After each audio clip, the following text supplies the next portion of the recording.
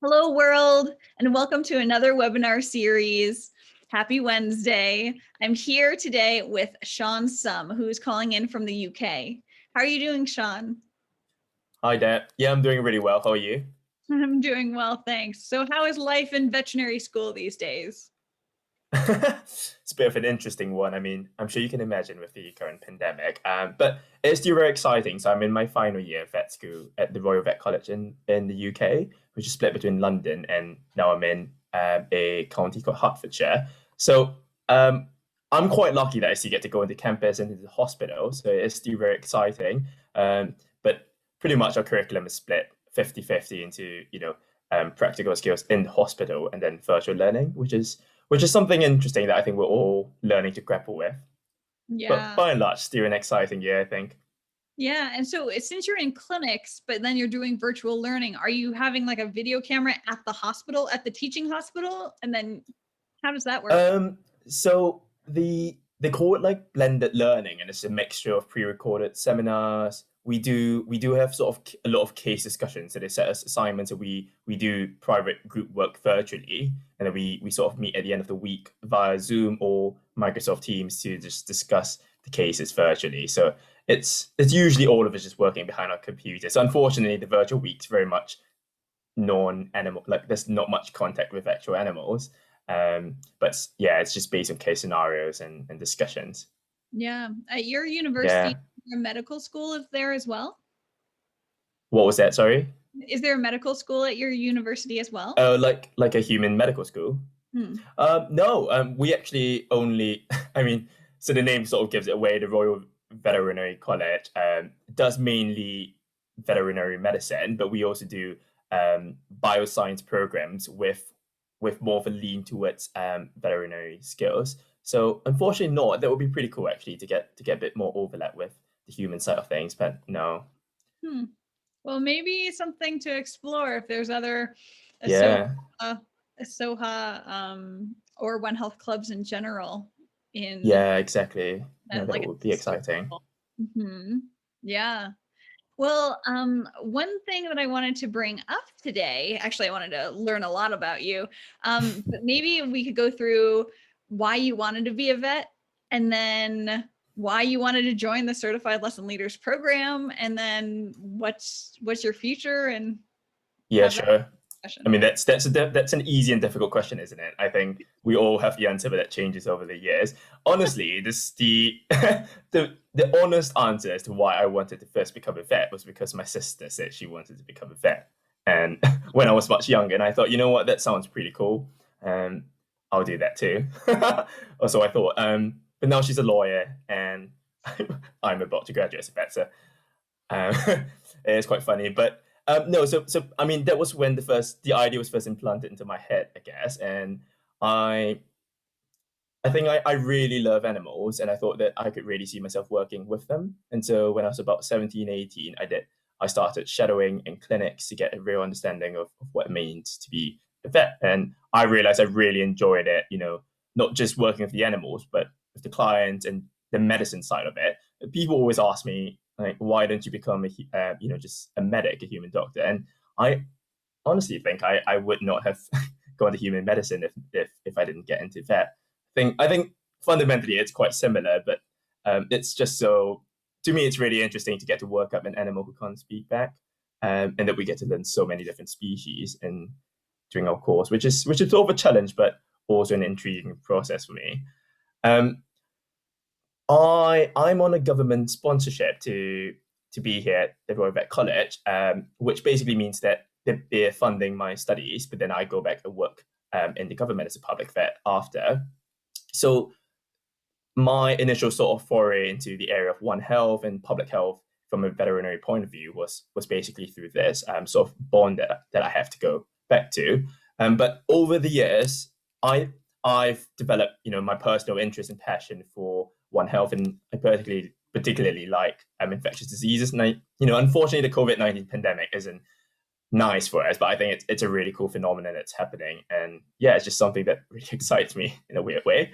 And so over the last couple of years, specifically, I've tried to engage myself with with all these different student One Health programs and experiences. And so I've been a part of the International Veterinary Student Association's IVSA's Standing Committee on One Health previously, where I was the OIE ambassador coordinator. So we worked with a bunch of junior ambassadors who basically helped to publicize campaigns that the OIE were interested in And putting forward. just for the Yeah. benefit of the audience, what's Oh, OIE? of course. So the OIE is basically the World Animal Health Organization, so the animal equivalent of the WHO, which is the World Health Organization.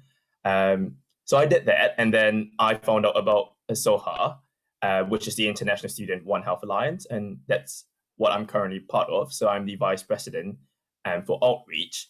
So I work with a group of really passionate continent representatives, and together we help to reach out to various One Health clubs in different continents to try to build a stronger community, of people with, I guess, a similar interest in this One Health area. And so it was through a Soha that I learned about your program, the One Health lessons. I think for me, the first time I heard about it was actually at the World Antimicrobial Awareness. During the World Antimicrobial Awareness Week, we had an Antimicrobial Youth Summit. And I think you were one of the speakers there. And so I found out about this program through that. And I thought it was, it's really a good opportunity, because I personally believe that education is really important for the future of One Health, and just this, if we want to be more prepared for things like infectious diseases or to combat issues like antimicrobial resistance, I think it starts with educating the younger students. And I think you brought up in your presentation that it's not these kids in primary school, secondary school, or the equivalent of elementary schools, and I don't know the terminology in other parts of the world, but these young kids, who we think might not be mature enough to understand some of these issues, are actually, I think, ready to to grasp some of these basic science, which will go a long way in understanding some of these real world issues that are happening to us right now, because obviously they're living in the same time and space where COVID's happening. So I think they would be more than interested to learn about it. And so when I heard about One Health Lessons and the Lesson Leaders Program, and the opportunity that it offered, I just jumped straight on it. I think just two of my favorite things, teaching and One Health. So yeah, that sort of brought me to this program that you've That's so organized and cool. created. That's so cool. I had no idea that you first learned about this through I think it was called the Global Health Students Alliance, which has Yeah, veterinary, that's right. Yeah, human medical, agricultural as well. students, Yeah, agricultural. and Yeah, dental students. Yeah, I think everyone, which is really exciting because I think there were something like 800 people on the call that day, so that was pretty awesome. yeah, Yeah, yeah. well, I'm really happy that you learned about it at that time. That's wonderful. And I was also the token veterinarian too, which I enjoy, because it's one thing to be surrounded by veterinarians, but it's another thing to just speak with people from so many different backgrounds, and that's what One Health is, right? It's Yeah, teamwork. exactly. So I have a No, that's lot pretty cool. um, I have wonderful memories from that experience, and I always learn from colleagues, so I think it's wonderful. So okay, you heard about the Lesson Leaders Program. Can you describe what the Lesson Leaders Program is, and then did you have a teaching background before? Like, what was it? Scary? Was it exciting? What? You walk us through it. Yeah, everything. Give you the whole spiel of it. Yeah. So just feel free to add in or correct me if I'm wrong with the details of it. So if I'm not mistaken, the Lesson Leaders Program is basically a 4-hour sort of voluntary program where you basically commit to becoming a qualified lesson leader, and from there on you can give age appropriate One Health lessons to students all across the world. And so Dr. Deborah here has developed various One Health themed lessons, and these are in very simplified PowerPoints, which are appropriate to different age groups depending on which grade or which level of education of students you like to teach. And so by completing this 4-hour program, you're then qualified to give these lessons, not not just in California, I think is where it's based initially. Is that right? Yeah. But also back, wherever you please, be it where you study or where you're from or any particular context or country you're familiar with or interested in giving a lesson. So in that sense, it's a way of educating, I guess, our future leaders, our youth of today. Yeah. And I personally don't have a formal sort of experience in education. I guess the closest thing to it was that I did a month stint of being a relief teacher at my high school before I came to university. So I was a Hard. chemistry relief teacher. That is Uh, hard. Good for you. I mean, yeah, I don't know if I did well, but I think I learned from there that it's difficult to teach. Just because you understand the subject doesn't make you a good teacher. And that teaching is actually quite a rewarding experience, I think, because even though it's a challenge, or because it's a challenge, when you do it well, and you can see the results in the people on the receiving end, then it's really rewarding. And I realized that, what, it's actually something that I never thought I would enjoy, or I never had the opportunity to try before. And having done it, I really enjoyed it. So and as I've said before, I always think that education is quite important, or just general awareness about the things that are going on around us, and especially this concept of One Health, which is not completely new, but I think it's growing um, in recognition. I think, especially with what's happening now, so it's a great time to be spreading the good word of One Health. Um, and so yeah, so for me, so maybe I can talk a bit about what the 4 hours of the program entails. So the first hour, you basically do an induction. So you just watch their pre-recorded um, vid, pre-recorded lessons that have been given by qualified lesson leaders on the One Health Lessons YouTube channel. And so you watch one of those just to see how the experience goes and how one of these online classes are conducted. And from there on, you then go on to shadow. So you actually participate in a lesson that's being given live by a qualified lesson leader, so that you can be a part of the experience and see how the interaction between the students and the lesson leader as well as the teacher happens while you're there. And once you've done all that, then you get to jump right in. And I think, like you rightly put it on your in this program, that the best way to learn is to just jump right in. And so you get to give in your final hour, you give a lesson to a group of students as well, with a qualified and certified lesson leader there, just to give you some assistance and supervision if necessary. Can I in and ask a question? Yeah, of course. Just Before chime you in whenever. before you saw the YouTube video of me teaching and then taking that quiz to evaluate, there was an Mhm. orientation session. Did you Oh, you're learn right. Yep. during that, or like were there some things that surprised you about it, or what was that process like? You're right. Sorry, I totally forgot about the orientation. So you do get I think is it with medicine? So it's either with the program. What is his title? I think program manager with Bay Area Mhm. scientists inspiring students, or with uh, the teacher intern with One Health Lessons. Those are the two options. Yeah, that's right.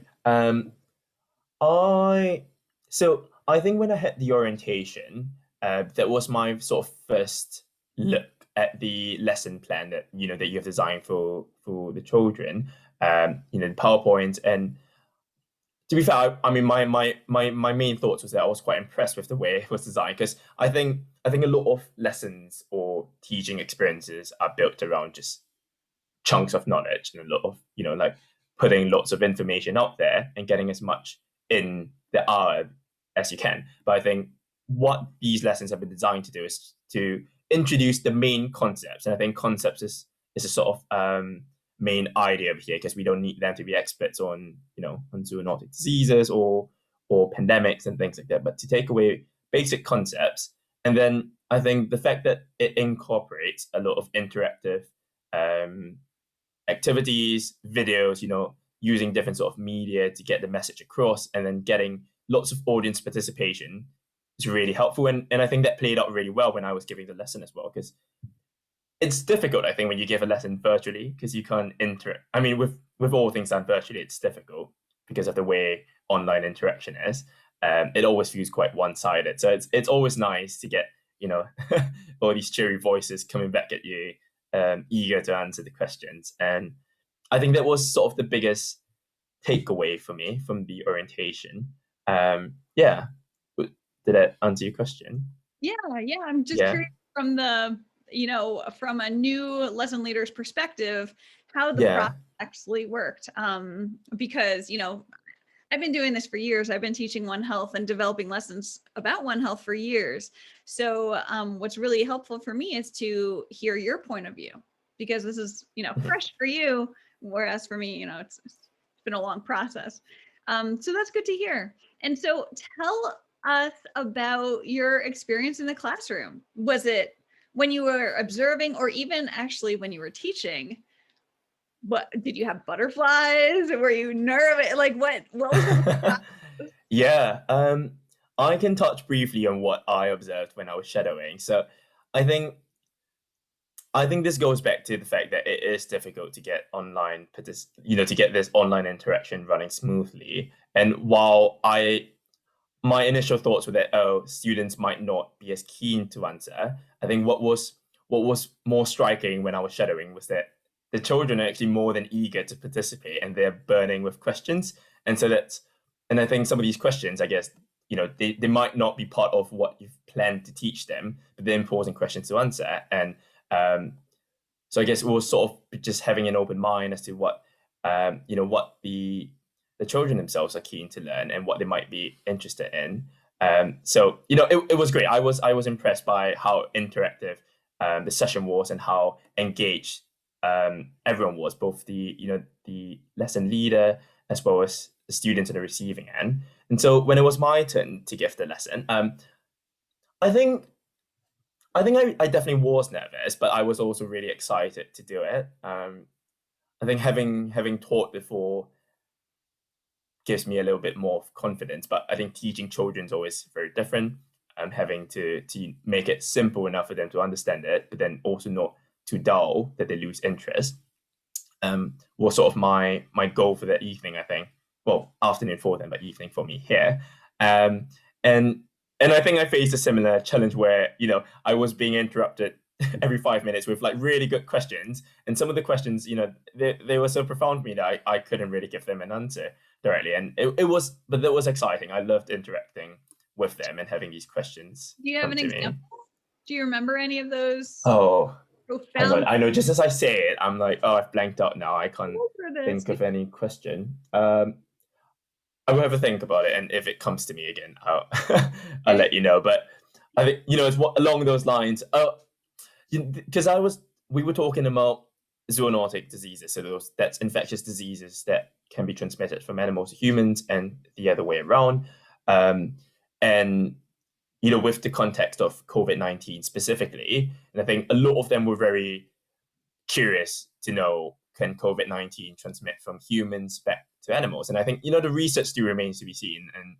And, once I told them something about that, it's been seen in cats or big cats, and then they would just go on to ask, can it be seen in rabbits? Can it be seen in the Yeah. species? And Yeah. those are valid questions because Yeah. I And I think guess, the slide note, there's a link with the CDC, the United States CDC, um, to help guide that. But yeah, that's a question that I often get with the kids yeah. too. So what I say is, And yeah. if you're sick, if you're showing signs of illness, then treat your pets as if they're human family Mhm. members and just keep your distance, right? Mhm. And Yeah, that's no, I was just slightly stumped that they could come up with a question like that because I think in my head, like I said, I think we all assume that they're not as astute as we like to think of them, but actually they're very perceptive. And so yeah, perspective. no, yeah, my biggest takeaway is that they're much smarter than their age would allow you to think. And how Or old were those yeah, kids? um, I believe they were aged 10 to 12, so I'm not sure which grade that's equivalent to. Yeah. Um, Yeah. So that's around yeah. fourth, fifth grade for us. Yeah. Okay. Yeah. Yeah. 10 to 12. That's a really good age. Yeah. That's No, awesome. they were a great audience. But I think I think I was more nervous initially before I started, but as soon as I kicked off, and as soon as I realized they were really engaged and keen to participate as well, that really helped to make the session a lot easier. Yeah. Yeah, that's wonderful. Yeah, So, I guess it's just some final questions is at this point, now that congratulations, you're a certified lesson leader, you went through 4 thank steps. you. Now you have the opportunity to teach at least 5 times in your own community, and then at that point you can become a One Health Lessons ambassador and then Hmm. definitely train others. The question is, are you looking to, promote to the next step? Or what are your goals? Because I know that you're in clinics right now, and that's a lot of time. Yeah, yeah. No, exactly. You're absolutely right. So, um, I definitely want, in the longer term to continue this. So I've tried to reach out to people back home. So I'm from Singapore, and I think Singapore is just a very small country, and it's, I guess, something like One Health is not as big a thing as it is somewhere like in the US, and partially because we're so small, it's easily, lots of infectious diseases are not present in Singapore because it's I guess everything's just kept out of the country through strict quarantine and barrier and sort of border controls. Um, but I think it is still important to sort of educate the young, and like I said, the future leaders of the generation with some of these basic concepts that are really useful, whether you actually have some of these diseases present or not in the country, like things like rabies. And so like you said, because I'm still juggling academic work here and being in the hospitals in my final year, um, it's still sort of a work in progress. And hopefully I will be able to pursue it better once I graduate and go back home. But if that doesn't really seem to pan out, then I'm more than keen to actually continue. Because like you said, you can continue volunteering to give lessons, based in the states, and yeah, just keep on giving. And I think that's something I would definitely be interested in because there's not much point if I just finish this and let it slide away from here. But it's probably something that I'm looking more longer term following graduation, and going home Um, just because of the hours that I have to commit to the hospital now. well, yeah, Yeah. absolutely. That makes sense. I have just a few more questions. So, I designed this lesson leaders program to help with communication for science students as well. Hmm. Do you feel like that made any difference? Like talking to the kids, did that make you think, okay, I need to explain this a certain way or anything like that? Yeah. One of my goals, So but just I curious. think one of the hardest parts of giving a scientific based presentation when you have a scientific background is not bringing the technical things in because sometimes it's worse to have more knowledge, I guess, sort of ignorance is bliss in some situations. But I think the footnotes and the slide notes that you've included in the presentations were really helpful in terms of bringing across what the key concepts and messages are when we're talking about things like mutations. Because if you ask me what a mutation was, I would start thinking about DNA and all these different things about how mistakes are made in transcription and translation and whatnot. But obviously, the key message in your slides was that mutation is a change, and I think that sort of simple, powerful message is more resonant with people of a younger age. And so I thought the slide notes were quite useful, and it challenged me to reconsider how I would give it. I did rehearse, sort of like go through and think about how I would explain each of the concepts to them. So it didn't come naturally to me in that sense, but I think I was prepared to try to give it in as least a technical way as possible to the It's a children. challenge, right? What was that? It's a Yeah, it challenge. is. It's a challenge. Yeah, exactly. At this point in your education, you're already speaking in medical jargon. It's Yeah, just and sometimes you take for granted what's common sense versus what's actually something you've picked up and has now become intuitive to you over the years. And I think this sort of communication skills not just extends to teaching children, but when we speak with clients, when you explain something to someone who's not in the field, then it's always important, I think, to think about how we can explain it in a way that people would understand it. yeah. Yeah. Yeah. Once I got out of veterinary school and I was starting to communicate with clients all the time, and I had to communicate efficiently to save lives, Yeah. right? Yeah, exactly. It's science communication is so, so, so important. So I'm happy to I hear agree. that you had that experience. And looking back at all of your teachers in primary school and secondary school, if you were, I guess, what are the qualities of those teachers that you had? And then if you were to go back to say, hi, I'm Sean, do you remember me? Would you be open to having me talk to your class for an hour? Do you think they'd go for it? Or what's your thought on all of Yeah, that? I think I wouldn't say just science teachers, but I think in general, what makes a good teacher is patience. Because I think you could have the most robust lesson plan and the perfect script in place, but that's assuming that they'll pick it up on the first iteration of you saying it. But I think repetition is really important because they might drift in and out of the conversation. And I found myself when giving the lessons, like even though I thought I really explained a concept multiple times and made it clear, the children might not have picked it up earlier, but then having the patience and not, getting frustrated at them or thinking that they've not been listening, um, I think creates a healthier environment and more engaging environment for everyone to want to participate. Because sometimes the interest perks up only halfway through the lesson, and I think that's a quality that's definitely embodied by my science teachers and all my teachers. In all my years of education leading up to now, and that's a really difficult quality to build up. And I really admire sort of teachers that teaching children of a younger age, because I think patience is really really important there, because you don't need to be super intelligent to teach these children, but you need to win them over. And I I think think I it think you need starts to with, be very creative. yeah, exactly, as well. That's a very important skill, Yeah. quality of a person, to be so creative and to um, I think intelligent is important because you have to understand your audience. And then every child is a different individual, right? Just like Hmm. every patient is different. So you can't just, Hmm. treat cookie cutter, and you can't teach Yeah. cookie cutter way. Yeah. Um, Fascinating. And so do you think if you say speak to your teachers way back when in Singapore, how do you think that they would receive the idea of being like a guest for an hour? I think individually, like I think as educators, it would be keen to have someone speak about something so pertinent.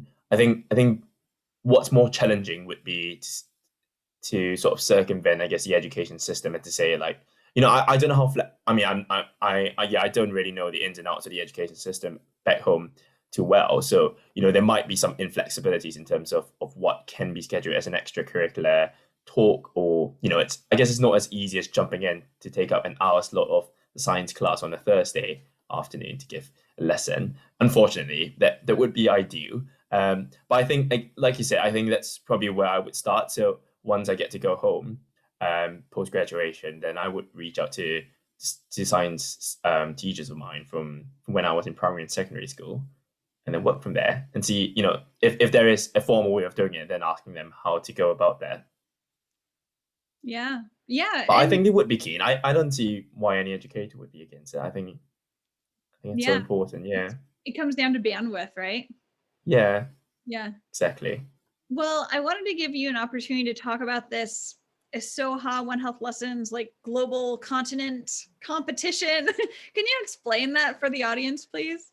Yeah, thank you. So One Health Lessons and Isoha have been working very closely together to try, because I think One Health Lessons is a great One Health opportunity that everyone should jump on board. And it would only just pave the way for a larger One Health community. So it helps all of us. And so before I talk about this new competition, so we actually have, if you are a part of a One Health club that is affiliated with Asoha, um, then you can, and if you join the Lesson Leaders program, you can actually get a certificate that's jointly signed by Deborah, so representing One Health Lessons, and also Bailey Archie, who is our Vice President of Education at Soha. And you'll get both the Soha and One Health Lessons logo on the certificate, as opposed to to just the One Health lesson. So that's sort of the first exciting factor to it. And then very recently, we've launched a competition, which is basically a continent-based competition. So the continent with the most number of ASOHA students who participates and completes the One Health lesson leaders program by, if I'm not wrong, the 25th of April. So you have about slightly over a month and a half. So yeah, so whichever continent has the most number of participants who completes the program will obviously be crowned the winner, and you'll receive an exclusive opportunity to get a guest speaker appearance by not just Deborah herself, who is the founder and president of One Health Lessons. I think she hasn't mentioned it yet. And also Dr. Cheryl Strout, who is the executive director of the One Health Commission. So the One Health Commission is the parent organization of ASOHA, and it's yet another great resource for all One Health happenings as well. So do check that out if you haven't heard of it before. So we're very excited with this competition. I mean, even outside of this competition, I think the Lesson Leaders program is a great opportunity. So if this is the first time you're hearing about this, definitely jump on it. It's such a rewarding experience, and it only takes 4 hours of your time. Yeah, and it's 4 separate hours, right? It's 4 not like separate hours, exactly. Yeah, not 4 hours in a row. Yeah, so it's really flexible as well. that's great. And you mentioned if you're a part of a One Health club, but you're not a part of ASOHA, how can One Health clubs join or become affiliated with ASOHA? Is there a process? Yeah, so like I've mentioned, basically we are here to create a community of One Health clubs and societies, particularly those pioneered by students, and we have a database of all the clubs that are affiliated with us, so that everyone can learn more from each other. And we hope to continue to grow this community as the years go on. And so, if you are not already a part of ASOHA, the best way to be a part of this is actually just to reach out to me directly. So I guess we might be able to link this in the YouTube description, but my email is vpo, so that's just the letters vpo.isohaexco@gmail.com.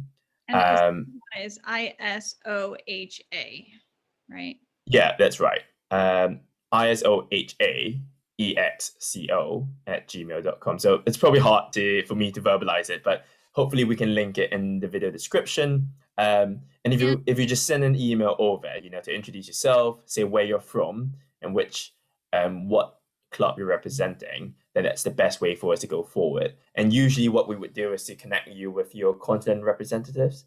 And so those are the main people that you'll be working with. And being a part of ASOHA means that you get to be a part of this larger community. You get first-hand information on any joint One Health programs that we organize. So something like the Lesson Leaders program that we're helping the One Health lessons with, but also various webinars and conferences and lots of exciting events that we have in the pipeline as well. So I think it's free of charge as well. So it's just great if you have a One Health club that you're a part of and you're not affiliated with us.